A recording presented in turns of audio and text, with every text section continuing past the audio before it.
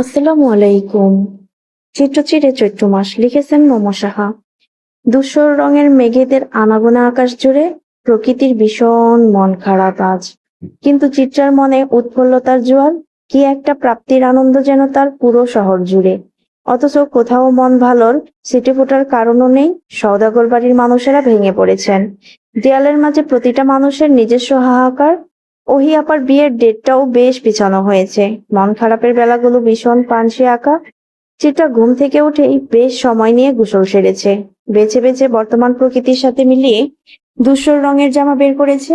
সাদা সালোয়ার ওড়নার সাথে মিলেই কেমন বিষণ্ণ বিষণ্ণ রঙে সাজিয়ে নিল নিজেকে। তার মা চলে গিয়েছেন কলেজে, ভাইজানও বাসায় নেই। এটাই মোক্ষম সময় বাহার ভাইয়ের কাছে চলে যাওয়ার। ছোট করে একটা চিরকুটও লিখলো সে। পড়ার টেবিলের উপর কলমদানিটা দিয়ে চাপা দিয়ে যত্ন সহকারে রেখে দিল চিরকুটটা। সে হারিয়ে গেলে আম্মু ভাইজান যে পাগল হয়ে যাবে, তাই তাদের সেই সময়টায় সান্ত্বনার বাণী হিসেবে রেখে গেল চিরকুটটা। চিত্রা জানে সে যাওয়ার পর মা এবং ভাইজান আবার নিজ গৃহে ফিরে যাবে। আর কতদিন গৃহান্তরে থাকবে?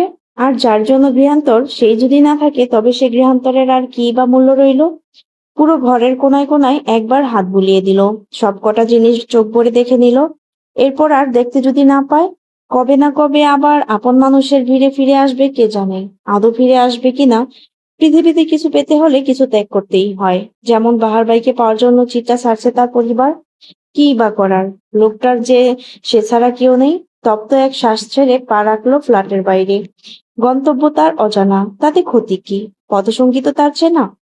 লোকাল বাসের ডান সাইডের ৩ নাম্বার সারির জানালার পাশের সিটটাতে বসে আছে চিত্রা। জ্যামে ঠাসা রাস্তা।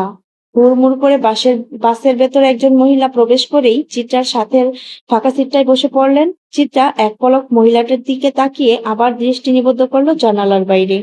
কিন্তু হুট করেই তার মস্তিষ্কে মহিলাটির মুখের অবয়ব ভেসে উঠল। কেমন পরিচিত মুখ। চিত্রা আবার ঘাড় ঘুরালো মহিলাটার দিকে তাকিয়ে আবার দৃষ্টি নিবদ্ধ করলো জানালার বাইরে। কিন্তু হুট করেই তার মস্তিষ্কে মহিলাটির মুখের অবয়ব ভেসে উঠল। কেমন পরিচিত মুখ। চিত্রা আবার ঘাড় ঘুরালো মহিলাটার দিকে তাকালো। বড্ড পরিচিত লাগলো মহিলাটিকে। অথচ সে এর আগে কখনো দেখেনি মানুষটাকে। চিত্রার পাশে বসা মহিলাটা চিত্রাকে এমন তাকিয়ে থাকতে দেখে ভ্রু কুঁচকালেন। মিষ্টি হেসে বললেন, কি গো মেয়ে, ওভাবে তাকিয়ে আছো কেন? চিত্রা বেশ থতমত খেয়ে গেল। আমতা আমতা করে বলল, না না আন্টি, আসলে আপনাকে বেশ পরিচিত মনে হচ্ছে। তাই নাকি? আমার তো মনে হচ্ছে না এর আগে তোমার সাথে আমার দেখা হয়েছে। না আন্টি, দেখা হয়নি, হয়তো মনের ভুল।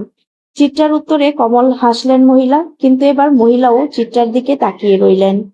চিত্রার চোখ মুখ জুড়ে কি যেন খুঁজে বেড়ালেন। অতঃপর কণ্ঠ দৃঢ় করে জিজ্ঞেস করলেন, তোমার নাম কি? চিত্রা বেশ দোটানায় পড়ল। নাম বলবে কি বলবে না করেও অবশেষে নাম বলল, তোফা সওদাগর। নামটা শুনে মহিলাটা স্বস্তির শ্বাস ফেললেন যেন। কিন্তু তার মনের মাঝে তখনও তুমুল খচখচ। চিত্রারও কেমন অস্বস্তিতে ভরে গেল শরীর। মহিলাটাকে সে এর আগে দেখেওনি, কিন্তু তবুও কেন পরিচিত মনে হচ্ছে।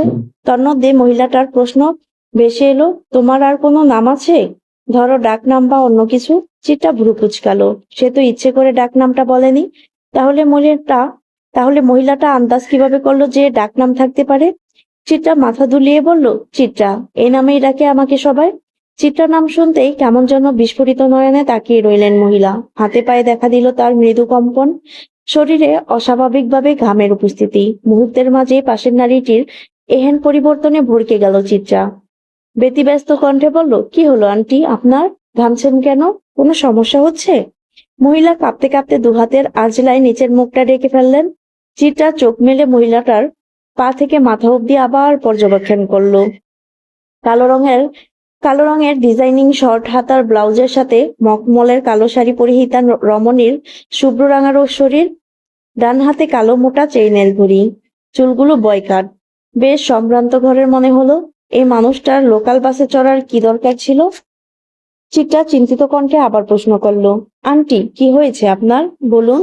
মহিলাটা নিজেকে অনেকটা সময় নিয়ে ধাতস্থ করলেন। অতঃপর সিটের সাথে হেলান দিয়ে চোখ বন্ধ করে বললেন, ও তেমন কিছু না, লোকাল বাসে চড়ার অভ্যাস নেই তো, তাই আর কি। তোমার মায়ের নাম মুনিয়া বেগম, তাই না? হ্যাঁ। চিত্রা উত্তর দিয়েছে ঠিকই, কিন্তু কণ্ঠ তার তখনও কাঁপছে। মহিলাটা কি মায়ের কলিং? মাকে কি বলে দেবে চিত্রার সাথে দেখা হওয়ার কথাটা? এমন অনেক অহেতুক ভাবনায় ভীত হলো চিত্রা। মহিলাটাও অনেকটা সময় চুপচাপ ছিলেন, অতঃপর অনেকটা পথ যাওয়ার পর উঠে দাঁড়ালেন মহিলা। বাস তখন ধীরগতি নিচ্ছিল যাত্রী নামানোর জন্য। ভদ্রমহিলা চিত্রার মাথায় হাত বুলিয়ে বিবশ কণ্ঠে বললেন, আমি এতিমখানা চালাই। বিরাট এক এতিমখানা আছে আমার গাজীপুরে। আমার সন্তানকে আমি তাদের মাঝে খুঁজে নিয়েছি। নিজের ইচ্ছায় খুব কম মানুষই পাপী হয়, তবে অনেক অনিচ্ছাকৃত পাপের বোঝা তাকে বয়ে বেড়াতে হয় চিরকাল।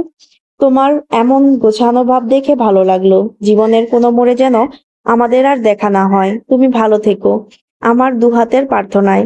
কথা শেষ হতেই ঝড়ের বেগে নেমে গেলেন ভদ্রমহিলা। চিত্রা ফেল ফেল নয়নে তাকিয়ে রইল মহিলাটির যাওয়ার পানে। চিত্রার হয়তো বোধগম্য হলো এখন কেন মহিলাটিকে এত চেনা চেনা লেগেছে তার। নিজের মুখের আদলের সাথে যে সেই ভদ্রমহিলার প্রচুর মিল ছিল, যা চিত্রার মস্তিষ্কে হুট করে খেলে গেল। যাকে এই জীবনে দেখতে চাওয়ার কোনো ইচ্ছে সে পোষণ করেনি, আজ যেতে যেতে তাকেই দেখে নিল। চিত্রা ভুলে যাবে এই সাক্ষাৎ। কিছু মানুষের সাথে দেখা না হওয়াই উত্তম, কারণ মানুষ যতটা ক্ষণস্থায়ী, তাদের সাথে কাটানো স্মৃতি ততটাই দীর্ঘস্থায়ী। আরো একটা কেমন অস্বচ্ছ স্মৃতি জমা হলো চিত্রার হৃদয়ে। জন্মদাত্রী মানুষটার সাথে স্মৃতি কখনো চায়নি চিত্রা। গা ছমছমে শুনশান এক কবরস্থানে দাঁড়িয়ে আছে চিত্রা। সন্ধ্যার হিমশীতল বাতাস তাকে কেমন ছুঁয়ে যাচ্ছে। শরীরের লোমকূপ কাঁপিয়ে দিচ্ছে সেই বাতাস। একটু ভয়, রোমান্স, প্রাপ্তির আনন্দ, সকল অনুভূতি মিলেমিশে একাকার। চিত্রা চারপাশ ঘুরে ঘুরে দেখলো। শহর থেকে বেশ কিছুটা দূরে দূরে হওয়ায় এখানে আসতে আসতে সন্ধ্যা নেমেছে। কিন্তু বাহার ভাই বেছে বেছে এখানেই কেন আসতে বললেন? আর বলেছেন না হয় মানা যায়, কিন্তু কই মানুষটার টিক টিকিটারও দেখা নেই চারপাশে। চিত্রা ক্ষীণস্বরে কয়েকবার ডাকলো, বাহার ভাই, বাহার ভাই, আছেন? শুনছেন? কোনো উত্তর এলো না। কেবল বড় বড় তাল গাছ, বট গাছের আড়ালের ঝোপঝাড় থেকে শুকনো পাতার উপর হেঁটে যাওয়ার মর্মর শব্দ হলো। চিত্রার শরীরে কাঁপুনি দিল। ভয় এসে আষ্টে পৃষ্ঠে জড়িয়ে নিল তাকে। কিন্তু ওই যে প্রাপ্তির আকাঙ্ক্ষা, সেটা ভয়কেও ছাপিয়ে গিয়েছে। তাই সে আরেকটু গলা তুলে ডাক দিল, বাহার ভাই। এবারও সাড়া পাওয়া গেল না। কবরস্থানে লাগানো হলদে লাইটগুলো একটু দুলে দুলে উঠলো। চারপাশে অনেক মানুষের উপস্থিতি টের পেল সে।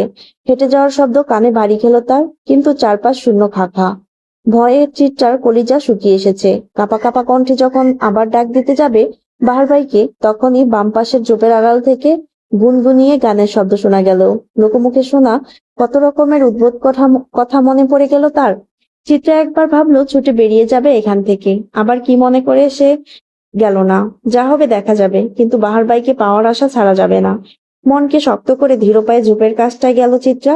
গানের গলাটা আরেকটু পরিষ্কার হলো। স্বচ্ছ কণ্ঠে শোনা গেল, গর্ভধারিণী মা, জনম দুঃখী মা, দুঃখের দরদি আমার জনম দুঃখী মা, আমার মায়ের কান্দন যাবজ্জীবন, ২-৪ মাস বোনের কান্দন রে, ওরে ঘরের পরিবারের কান্দন, কয়েকদিন পর থাকে না, দুঃখের দরদি আমার জনম দুঃখী মা, পুত্র যদি কুপুত্র হয় মায়ে নাহি ফেলে, হাজার দোষ গোপন করিয়া তবু মায়ে পালে। বাহার ভাই। চিত্রার বিস্মিত ডাকে গান থেমে গেল, কিন্তু বাহার বাই তাকালেন না চিত্রার পানে। অনবরত পুরনো এক কবরে হাত বুলিয়ে গেলেন।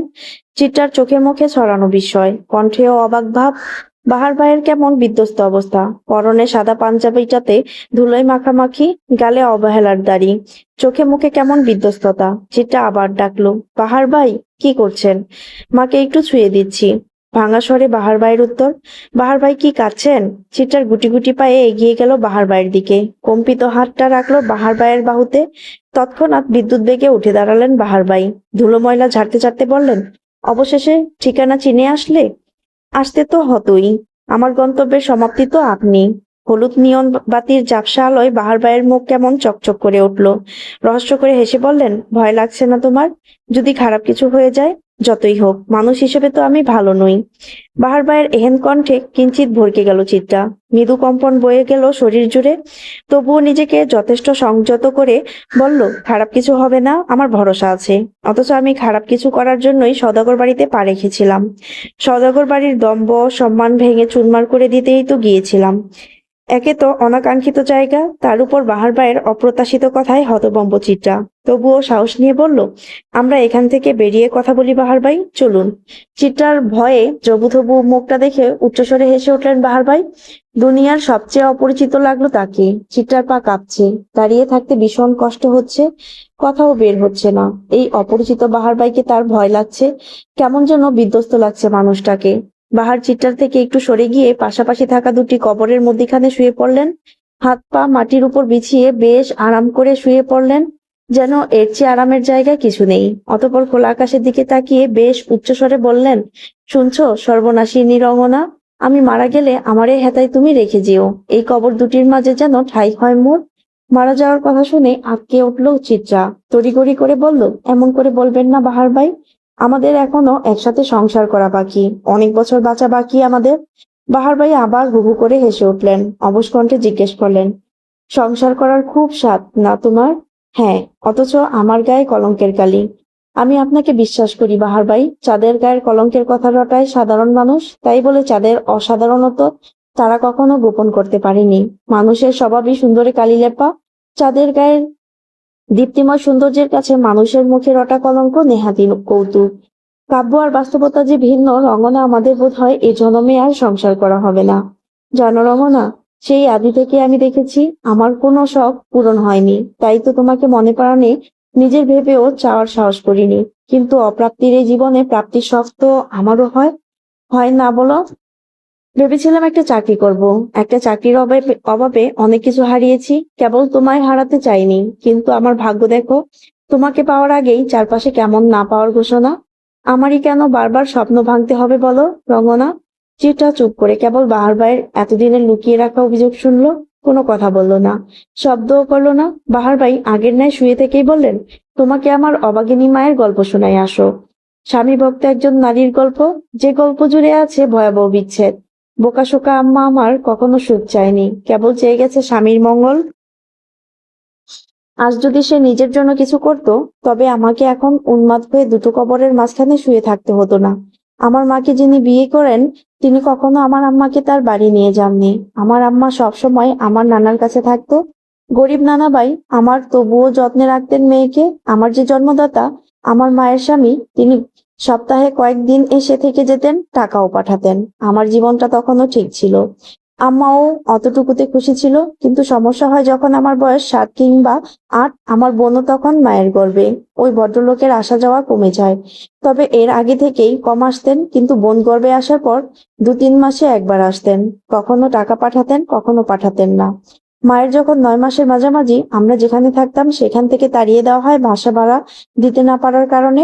আব্বুর একটা নাম্বার ছিল আম্মুর কাছে, অনেক পুরনো, বোঝাই যায়। কখনো আমার মা সে নাম্বারে কল দেয়নি বোধহয়, যদি আব্বু রাগ করে, কারণ লোকটাকে তো আমার মা বড্ড ভালোবেসেছিল। সেদিন যখন আমরা পথে পথে ঘুরে বেড়াচ্ছি একটু বাচ্চার আশায়, মা তার স্বামীকে কল দিল, তখন অপর পাশ থেকে মেয়েলি কণ্ঠ ভেসে এলো। মাকে যা নয় তা বলে অপমান করলো। আমার মা গরিবের মেয়ে হলেও আত্মসম্মান বোধ তার আকাশ ছোঁয়া। ওসব কথা সহ্য করতে না পেরে মা জ্ঞান হারালো। তাকে আমি আর নানা মিলে নিয়ে গেলাম কাছের এক সরকারি হসপিটালে। আমার বোন পৃথিবীতে আসার সময় হয়ে গিয়েছে, অনেক টাকার দরকার। চোখে মুখে তখন আদার দেখছি আমি। 8 বছরের আমি কি বুঝতাম বলো, কি বা করতে পারতাম? নানা আমাকে আমার আব্বুর ঠিকানা দিলেন, বললেন যেভাবেই হোক আব্বুকে আনতে হবে। ছোট জীবনের বড় দায়িত্ব কাঁধে নিয়ে আমি ছুটে এলাম গাজীপুর থেকে ঢাকায়। কতবার রাস্তায় পিছলে পড়ে মামা বলে আর্তনাদ করেছি, কেউ ছিল না আমার হাতটা টেনে তুলে ধরার জন্য। তখনই বুঝে গিয়েছিলাম আমার পুরো পৃথিবী শূন্য। আমার পথ সহজ না। এই ঢাকা শহরে পা রাখতেই মাথা ঘুরে গেল। সারাদিন পর রাতের দিকে খুঁজে পেলাম বাবার বাড়ি, কিন্তু তার বাড়িতে এসে আমি অবাক, বিস্মিত। চারদিকে আলোকসজ্জা, বাবার কোলে যমজ দুটো ছেলে, যাদের 1 বছরের জন্মদিন পালন করা হচ্ছে, সাথে তার রানীর মতন বউ। বুঝলাম আমার মায়ের বিধ্বস্ততার কারণ কি। আমার আর সেই মুহূর্তে ওই লোকটার কাছে যেতে ইচ্ছে করেনি, কেবল ঘৃণা জন্মেছিল। সেই রাতের রাস্তায় না খেয়ে অপরিচিত এই ইট পাথরের শহরে ঘুরে বেরিয়েছি। গাড়ি ভাড়ার টাকা নেই, ফিরবো কিভাবে? অবশেষে ভিক্ষে করেছি। বুঝলে আমার হাতের বাস্তবতার নির্মমতা কেমন ছিল? পরদিন যখন হসপিটাল এসে পৌঁছালাম, দেখি বড্ড দেরি হয়ে গেছে ফিরতে ফিরতে। মা আমার জন্য অপেক্ষা করেনি। আমার কোলে সদ্য জন্ম নেওয়া নবজাতক চিৎকার করে কাঁদছে, অথচ আমি কাঁদতে পারিনি মা হারানোর পরও। মা যে দায়িত্ব দিয়ে গিয়েছিল হাতে, চোখে দিয়ে গিয়েছিল বড় হওয়ার স্বপ্ন। মা কত স্বার্থপর বলো। যে লোকটা মাকে আদৌ ভালোবাসেনি, তার জন্য মা কিনা অভিমান করে বিদায় নিল। আর আমি যে মাকে এত ভালোবাসতাম, তা বুঝি কিছুই না। ভালোবাসা মানুষকে সত্যিই অসহায় করে দেয়। 8 বছরের একটা শিশুর কোলে আরেকটা শিশুর দায়িত্ব, মাথার উপর ছাতা নেই, কেবল ছিল রোদের উত্তপ্ততা। মেয়ে হারানোর শোকে আমার নানা যেন ভেঙে পড়েছিলেন, কিন্তু আমাদের মুখের দিকে তাকিয়ে জীর্ণশীর্ণ দেহখান নিয়েও আবার পথ চলা শুরু করলেন। প্রিয় শহর ছাড়লাম আব্বা ডাকার স্বাদ, মায়ের কবর দেওয়ার জন্য নিয়ে চলে এলাম এখানে। চলতে চলতে গুটি গুটি পায়ে চলে গেলাম অনেক দূর। নিজের পড়াশোনা, বোনের দায়িত্ব, নানা ভাইয়ের বিদ্যুদেহের বোঝা সব আমার পিঠে। কিন্তু বড় হতে হলে তো পড়াশোনা লাগবে, তাই ছাড়লাম না সেটা। নিজেও ইটের ভাটায় কাজ করতাম, যা টাকা পেতাম তা দিয়ে সংসার চলতো। কিন্তু আমার বোনের শখ যে পূরণ করার ক্ষমতা ছিল না। নবম শ্রেণীতে পড়াকালীন এই অসহায় জীবন থেকে মুক্তি পেলেন নানাবাই। এই পৃথিবীর বুকে আমাকে আর আমার বোনকে একা রেখে দিয়ে গেলেন। এতদিন যে সাহসটা ছিল তাও নিভে গেল। এতিম দুটো ছেলে মেয়ে পুরো পৃথিবীতে একা। বাবা বলতে মানুষটার অস্তিত্ব তখন আর আমার জীবনে নেই। সংসার চালাতে নানাবাইয়ের রিকশার পেডেল ঘুরালাম, ঠেলাগাড়ি টানলাম, কুলি হয়ে খেলাম কত লাঠিঝাঁটা। সে গল্প পৃথিবীর বুকে লুকানো অমর কোনো এতিমের কাব্যগ্রন্থ। নিজের পড়াশোনা আর বোনের পড়াশোনা চালিয়ে গেলাম।